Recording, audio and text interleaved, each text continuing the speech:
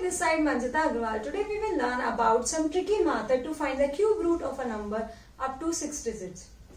जैसा कि हमारे पास 1 to 10 नंबर्स की क्यूब वैल्यूज है, फर्स्ट ऑफ ऑल इस मेथड को लर्न करने के लिए हमें 1 to 10 नंबर्स की क्यूब वैल्यूज को लर्न करना पड़ेगा.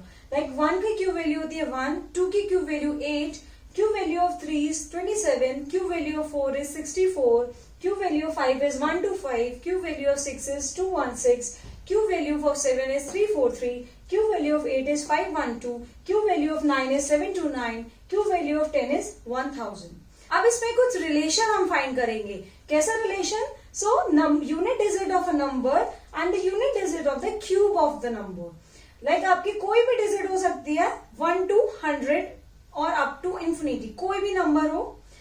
उन नंबर्स की जो यूनिट प्लेस वैल्यू है, जैसे कि आपका नंबर 10 है, 10 की यूनिट प्लेस वैल्यू 0 है और उसकी क्यूब की यूनिट प्लेस वैल्यू भी 0 है.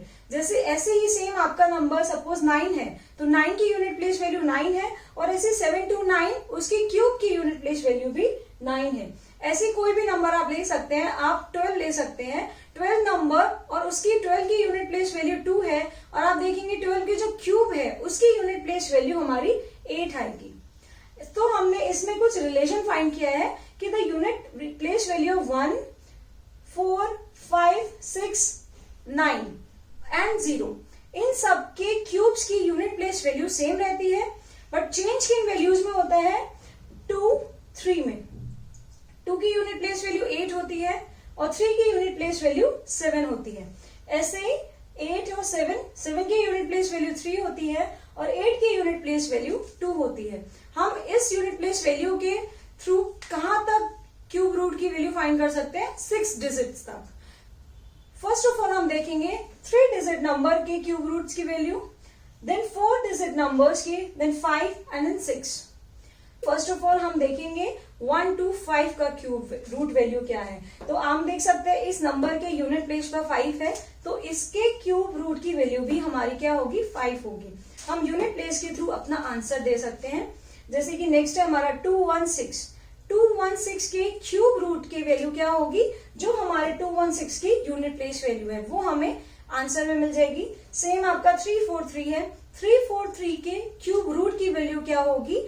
जो हमारी 343 का यूनिट प्लेस है उसी के अकॉर्डिंग हमारी क्यूब रूट की वैल्यू होगी. तो इस लिस्ट में हमारी 343 में यूनिट प्लेस 3 है और 3 की क्यूब रूट और क्यूब की वैल्यू क्या है? 7. यूनिट प्लेस की वैल्यू है 7, तो 7 हमारा आंसर हो गया. अब हम देखेंगे 4 डिजिट्स की क्यूब रूट वैल्यू. यहाँ 4 डिजिट है हमारे पास 1, 3, 3, 1. क्यूब रूट और क्यूब फाइंड करने के लिए हमें फर्स्ट ऑफ ऑल 3 डिजिट्स को देखना पड़ता है. तो यहाँ पे क्यूब रूट को फाइंड करने के लिए यहाँ पे हमने 3 डिजिट्स को अलग किया, अपनी 1s, 10s एंड 100 डिजिट्स को.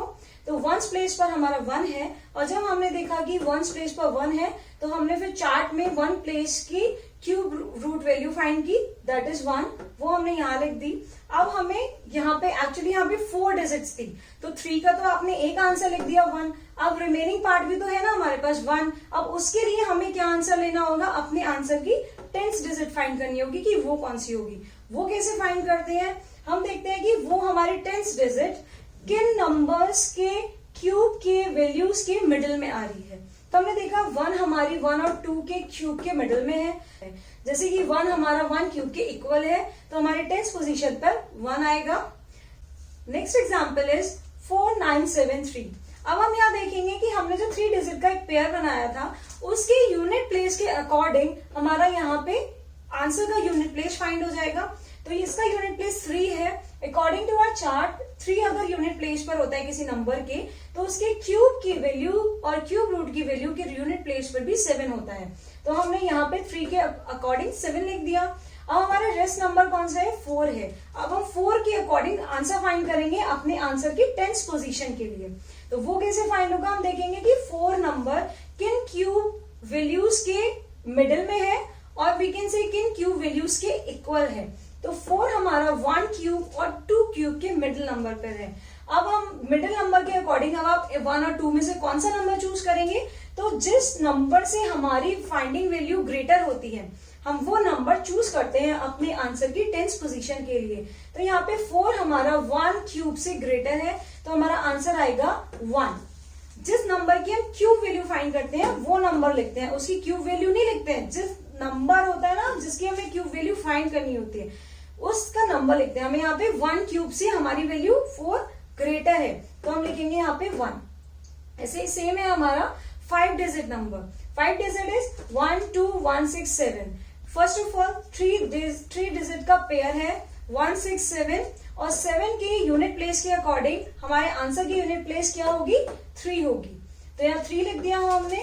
अब रिमेनिंग पार्ट क्या है 12। अब आपको 12 के अकॉर्डिंग हमारे आंसर की 10th पोजीशन फाइंड करनी है। तो हम देखेंगे 12 हमारा किन नंबर्स के क्यूब वैल्यूज के मिडिल में है। तो 12 हमारा 2 क्यूब और 3 क्यूब के मिडिल में है, बिकॉज 2 क्यूब की वैल्यू होती है 8 और 3 क्यूब की वैल्यू होती है 27। तो 12 हमारा 2 क्यूब और 3 क्यूब के मिडिल में आया है। और हम कौन सा नंबर चूज करेंगे जिस नंबर के क्यूब वैल्यू से हमारा नंबर ग्रेटर है। तो हमारा नंबर 2 क्यूब की वैल्यू से ग्रेटर है तो हम यहाँ पे अपने आंसर के 10th पोजीशन पे क्या लेंगे 2। Next example is the cube root of 59319। So first of all हम इसके 3 नंबर्स का पेयर लेंगे और 3 नंबर्स के पेयर में यूनिट प्लेस की वैल्यू के अकॉर्डिंग हम अपने आंसर की यूनिट प्लेस लिखेंगे। तो 319 की यूनिट प्लेस वैल्यू 9 है तो हमारे आंसर की 9 होगी यूनिट प्लेस वैल्यू, बिकॉज अब चार्ट में लिखा है ना 9 का आंसर, क्यूब रूट का आंसर हमारा 9 होता है तो यहाँ पे 9 आ जाएगा। अब हम रिमेनिंग नंबर है हमारे 59। अब हम देखेंगे 59 किन वैल्यूज के क्यूब के मिडिल में है। तो 59 हमारा 3 क्यूब और 4 क्यूब की वैल्यूज के मिडिल में है, because 3 cube is 27 and 4 cube is 64। और हम कौन सा नंबर लेते हैं हमारी वैल्यू जिस क्यूब वैल्यू से ग्रेटर होती है। तो हमारी वैल्यू 59 है जो कि 3 क्यूब वैल्यू से ग्रेटर है। तो हम यहाँ पर अपनी 10th पोजीशन पे क्या लिखेंगे 3 लिखेंगे। तो हमारा आंसर क्या हो जाएगा cube root of 59319 is 39। Next example is 456533। First of all हमें क्यूब रूट वैल्यू देखनी है स्टार्टिंग के 3 डिजिट्स की। तो 533 के अकॉर्डिंग हमारे को यूनिट प्लेस चेक करना है। तो 3 का यूनिट प्लेस होता है हमारा 7। तो हमने यहाँ लिख दिया अपने आंसर में यूनिट प्लेस वैल्यू 7 चेक करना है। जो हमारा रिमेनिंग पार्ट है 456 उसके अकॉर्डिंग हमारे आंसर की 10th वैल्यू। तो 456 हमारे किन क्यूब वैल्यूज के मिडिल में आता है। तो 456 हमारा 7 क्यूब और 8 क्यूब के मिडिल में आ रहा है। अब हमें क्या लिखना है जिस नंबर से जिस वैल्यू से 456 हमारा ग्रेटर है। तो 456 हमारा 7 क्यूब वैल्यू से ग्रेटर है तो हमारे आंसर में 10th पोजीशन पे क्या आएगा 7 आएगा। तो the cube root of 456533 is 77। Next example is what is the cube root of 636056। First of all 3 digit pair लिया, उसका हमने यूनिट प्लेस देखा 6। अब 6 के यूनिट प्लेस के अकॉर्डिंग हमारे आंसर का यूनिट प्लेस फाइंड होगा, दैट इज ऑल्सो 6। नाउ जो एंड की स्टार्टिंग के हमारे 3 डिजिट्स हैं 636, अब उसके अकॉर्डिंग हमारे आंसर की 10th पोजीशन आएगी। तो 3636 हमने देखा 8 क्यूब और 9 क्यूब के मिडिल में है और 8 क्यूब से ग्रेटर है तो 8 यहाँ आ जाएगा हमारा 10th पोजीशन पे। तो हमारी वैल्यू हो गई क्यूब रूट की 636 ऑफ 056 इक्वल्स 86। नेक्स्ट एग्जाम्पल है 778688। अब आपको 778 और 668 के क्यूब रूट वैल्यूज फाइंड करनी है। तो first of all 3 digit pair same. अब जो 3 डिजिट पेयर की जो यूनिट प्लेस वैल्यू है उसके अकॉर्डिंग हमारे आंसर की यूनिट प्लेस वैल्यू आएगी। तो 8 की यूनिट प्लेस वैल्यू होती है 2। 8 की यूनिट प्लेस वैल्यू होती है 2। अब क्या फाइंड करना है जो आपके रिमेनिंग पार्ट है 778, इसके थ्रू हमें अपना 10th पोजीशन आंसर का फाइंड करना है। तो हम देखेंगे 778 के नंबर्स के क्यूब वैल्यूज के मिडिल में आ रहा है। तो 778 हमारा 9 क्यूब और 10 क्यूब के मिडिल में है और 9 क्यूब से ग्रेटर है। तो जिस नंबर से ग्रेटर होता है वो नंबर हमारा आंसर होता है। तो 778 हमारा 9 क्यूब से ग्रेटर है तो नंबर क्या है हमारा 9, वो हमारा 10th पोजीशन आ जाएगा। So the cube root value of 778688 equals 92.